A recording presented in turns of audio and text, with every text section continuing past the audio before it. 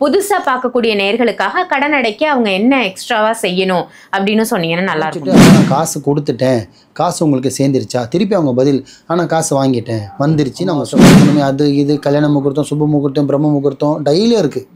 ஆனால் மைத்திரி முகூர்த்தம் மாதத்தில் 2 தான் வருது. கொடுக்குறதுனா கொடுக்கணுன்ற எண்ணம் உனக்கு அந்த நேரத்தில் இருந்தால் அதை நீங்கள் செலுத்தினாலே மீதி இருக்கிற தொகை உன்னை அறியாமே அது போகிறதுக்கு நீங்கள் சரியாக மட்டும் கூட கொடுங்க. ஆனால் கொடுக்கணுன்ற எண்ணம் உங்களுக்கு இருக்கணும், வாங்கிட்டேன்ற.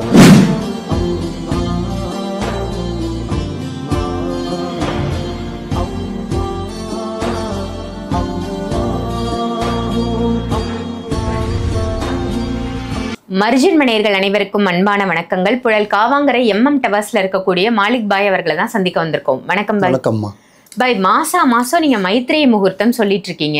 இந்த மைத்ரேய முகூர்த்தத்தை அது எப்போன்னு தெரிஞ்சுக்கிறதுக்காகவே நம்மளுக்கு வியூவர்ஸ் ஒரு செட் ஆஃப் பீப்புள் வந்துட்டாங்கன்னு தான் சொல்லணும். ஏன்னா கடன் அப்படின்றது அந்த அளவுக்கு இருக்கு. ஸோ வருகின்ற டிசம்பர் மாசம் மைத்ரேய முகூர்த்தம் எப்போ வருது, அந்த நாள், கிழமை, தேதி எல்லாமே சொல்லி புதுசா பார்க்கக்கூடிய நேர்களுக்காக கடன் அடைக்க அவங்க என்ன எக்ஸ்ட்ராவா செய்யணும் அப்படின்னு சொன்னீங்கன்னா நல்லா இருக்கும் பாய். ஆக்சுவலி பார்த்தீங்கன்னா வர டிசம்பர் மாதம் தான் இந்த மாதம் முடிய போது. மைத்திரி முடிஞ்சிருச்சு, ரெண்டு முடிஞ்சிருச்சு. ஆமாம், நம்ம சொல்லிட்டோம். இப்போ வர்றது பார்த்தீங்கன்னா டிசம்பர் மாதம் 1ஆம் தேதி ஞாயிற்றுக்கிழமை காலையில் 5:15 ஆரம்பிக்குது, 7:20 வரையும் காலை நேரம். புரியுதுங்களா?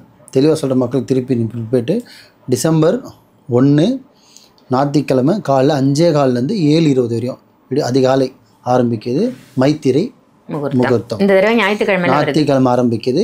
இதை பயன்படுத்துகிறவங்க பயன்படுத்தலாம். இது எந்த முறையில் பயன்படுத்தணும்னா திருப்பி ஆகின்னு மக்களுக்காக சொல்கிறேன். ஒரு நார்மலாக ஒருத்தருக்கு பணம் தரணும், ஒரு தொகை தரணும், அது எவ்வளோ தொகையான எடுத்துகிட்டு போட்டோம். 1 லட்ச ரூபாய் இடத்துல 50 ரூபாவோ இல்லை 500 ரூபாவோ என்ன உங்களால் செலுத்த முடியுமோ அதை நேரடியாக போய் செலுத்துகிற தொலைவில் இருந்தாங்கன்னா அந்த 5:15 7:20 நேரில் போய் செலுத்திடுங்க. இல்லை பை அவங்க தூரமாக இருக்காங்க, என்னால் இன்றைக்கி போகவே முடியாது, நாளைக்கு தான் போக முடியும் அப்படின்னா ஒரு ஒயிட் பேப்பரில் எடுத்து மைத்திரை முகூர்த்தம்னு எழுதி தெளிவாக எழுதணும். எழுதுறது பார்த்தீங்கன்னா முக்கியமாக ரெட் பேனால் இருக்கக்கூடாது, ப்ளூ பேனால் இருக்கணும், இல்லை மற்ற இதில் கூட எழுதலாம்.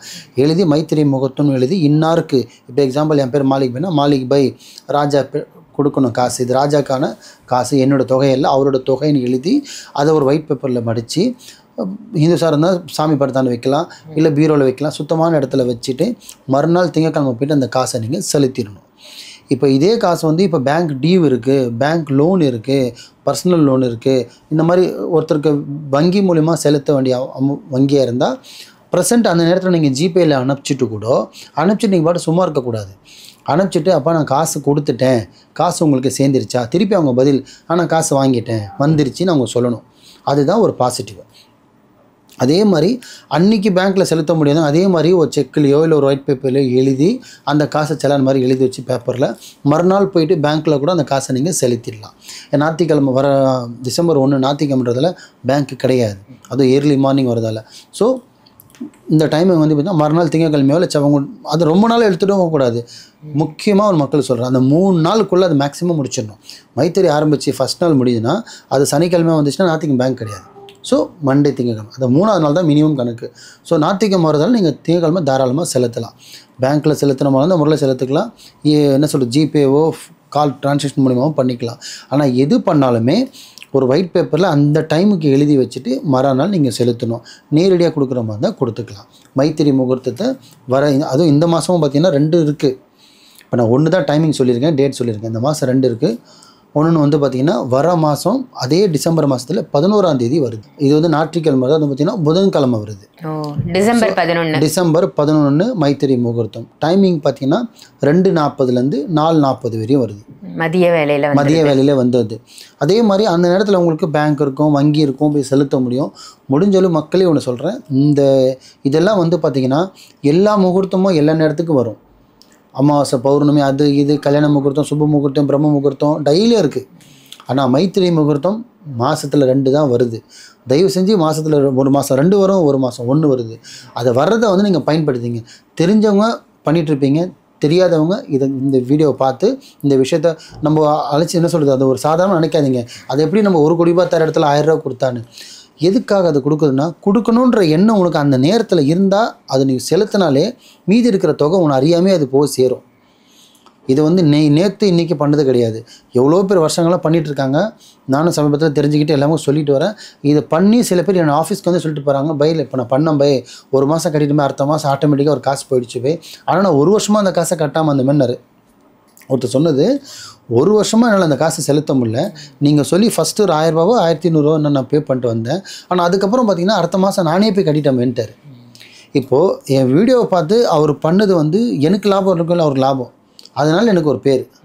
ஸோ அதனால தான் இந்த மாதிரி வந்து செலுத்தி தான் பாருங்களேன். எப்பயோ கொடுக்க போகிறீங்க, திங்கக்கிழமை கொடுக்குற காசு அந்த மைத்திரை முகூர்த்தத்தில் எழுதி வச்சு தான் கொடுங்களேன். என்ன குறைஞ்சிட போகுது, பெருசாக ஒன்றும் குறைய போகிறது இல்லையா.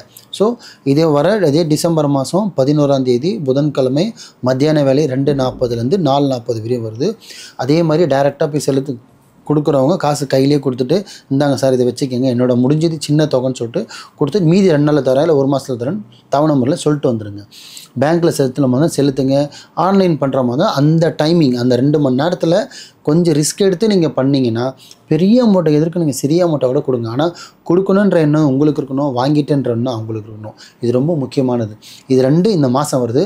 அல்லாவுக்காக நம்பிக்கையோடு பயன்படுத்தி பாருங்கள், கண்டிப்பாக நல்லதே நடக்கும். நிச்சயமா பாய். ஒவ்வொரு மாதமும் வரக்கூடிய மைத்திரிய முகூர்த்தத்தின் சிறப்புகள் பற்றியும், கடன் எப்படி அடைக்கணும் அப்படின்றதையும், அந்த முகூர்த்த நேரத்தையும், நாள், கிழமை எல்லாமே ரொம்ப அழகாக சொல்லிட்டு இருக்கீங்க. அந்த வகையில் டிசம்பர் மாதம் 2 நாள் சொல்லியிருக்கீங்க, மக்கள் பயன்பெறட்டும்.